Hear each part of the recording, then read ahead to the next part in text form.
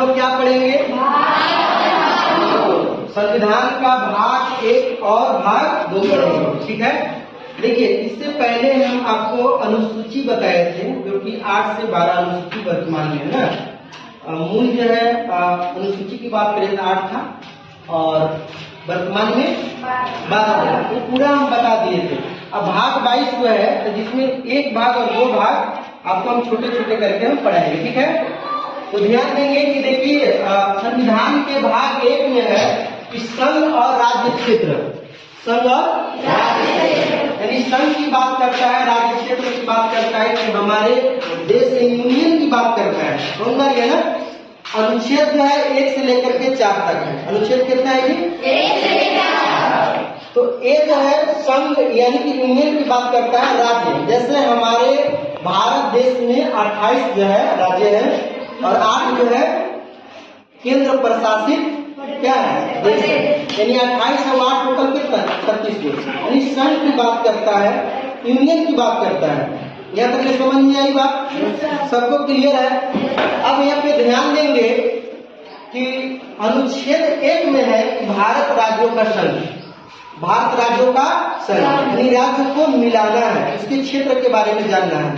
तो ध्यान देंगे 1974 में 1974 में जो सिक्किम है, काटी जी सिक्किम है, तो 1 साल तक इंडिया में कहा कि हम अपनी मतलब यहाँ कब तक रहेंगे, जब हमारे व्यवहार हम आप लोग का देखेंगे कि कैसा व्यवहार है।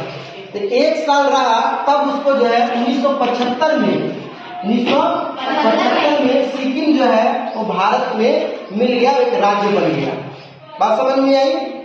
तो ये जो है आपको भारत राज्यों का संघ है, यूनियन की बात करता है। 2 में है विदेशी भूमि को जोड़ना, मतलब कि दूसरे जो जैसे राज्य हैं उनको जोड़ करके जो है हम भारत के क्षेत्र को क्या कर रहे हैं? बड़ा कर रहे हैं। समझा गया कि नहीं? इसमें विदेशी भूमि को जोड़ने की काम होती है। क्लियर है? तीसरा में है अनुच्छेद 3 की वर्तमान राज्यों में परिवर्तन की बात करता है, राज्यों में परिवर्तन यानी कि बदलाव की बातें करता है। और 4 में है संसद जो है आर्टिकल 2 और 3 यानी कि विदेशी भूमि और वर्तमान राज्य में राष्ट्रपति उसमें हस्तक्षेप नहीं करेगी। यह अनुच्छेद जो है 368 के क्या है? बाहर। सबको समझ में आ रही है? फिर यहाँ पे देखेंगे कि भाग 2 में नागरिकता, सिटीजन की बात करता है, सिटीजनशिप। नागरिकता वो होती है, जैसे हम यहाँ पे रह रहे हैं, मेरे पास आधार कार्ड है, पैन कार्ड है, आधार कार्ड है, एडमिट कार्ड है, मार्कशीट है, एक प्रमाण है कि नहीं। लेकिन जैसे मेरा आधार कार्ड अगर छीन लिया जाए तो मेरी नागरिकता, सिटीजनशिप जो है खत्म हो जाएगी। क्योंकि बैंक में भी आधार कार्ड है, स्कूल में भी आधार कार्ड है, कॉलेज में भी आधार कार्ड है। आप जहाँ जाइए आधार कार्ड की मांग होती है। जब आपकी नागरिकता को खत्म कर लिया जाता है, समझना है ना, तो सब कुछ आपका खत्म हो जाता है। नागरिकता जो है आपको कब मिलती है? तो देखिए, आपको जन्म के आधार पर आपको नागरिकता मिलेगी, नंबर 1 है ना।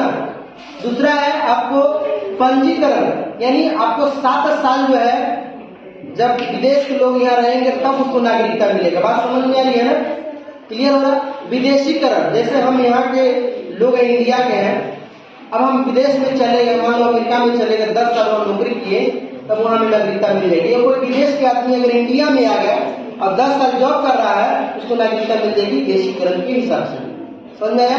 वंश के आधार पर भी आपको नागरिकता मिलती है, इतने आधार पर आपको यह नागरिकता मिलती है। नागरिकता समझ में आ गया? प्रारंभ में नागरिकता, प्रारंभ में नागरिकता का मतलब है कि जब आप अपने भारत देश में अगर जन्म लिए हैं तो आपको नागरिकता मिलेगी। भैया हम भारत के निवासी, हमको नागरिकता चाहिए। अनुच्छेद 5 में है, 5 से लेकर के 11 तक। अब देखेंगे अनुच्छेद 6 में कोई मान लेते हैं पाकिस्तान जो है, पाकिस्तान के व्यक्ति इंडिया में आ गए। अब माता पिता मान लेते हैं इंडिया के हैं, अब पाकिस्तान में वो जन्म लिया है ना। अब इंडिया में वो रहना चाहता है तो क्या उसे नागरिकता मिलेगी? बिल्कुल नागरिकता मिलेगी। क्यों? क्योंकि उसके माता पिता जो है भारत के ही रहने वाले हैं। तो माता पिता के आधार पर जो है उस व्यक्ति को जो है इंडिया में भी नागरिकता मिलेगी। अगला है कोई पाकिस्तान, मान लेते हैं पाकिस्तान में पूरा इंडिया में आ गया, इंडिया से फिर पाकिस्तान जा रहा है, समझा नहीं कि?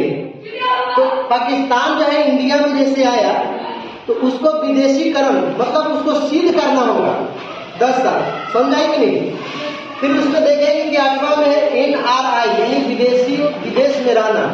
जो इंडिया के लोग हैं विदेश में रह करके काम कर रहे हैं, वहाँ से पैसा जो है वो इंडिया में भेज रहे हैं, उसी को हम NRI बोलते हैं, समझ में आया जी। उसके बाद में देखेंगे कि इसको बोलते हैं नॉन रेसिडेंट इनकम। 9वां में है विदेशी नागरिकता। जब आप विदेश में गए तो नागरिकता आपको नहीं जाएगी, लेकिन विदेशी नागरिकता ले लेंगे तो आपकी भारतीय नागरिकता खत्म हो जाएगी, समझ में आ रहा है। फिर अगला है अधिकार की निरंतरता। अगर कोई भी नेता या कोई भी आदमी अगर देश विरोध अगर काम करता है तो उसकी नागरिकता को हटा दिया जाएगा। इसीलिए मंत्री नेता लोग जो है देश विरोध काम करेगा तो उसकी नागरिकता खत्म हो जाएगी, तो डर पैदा रहता है।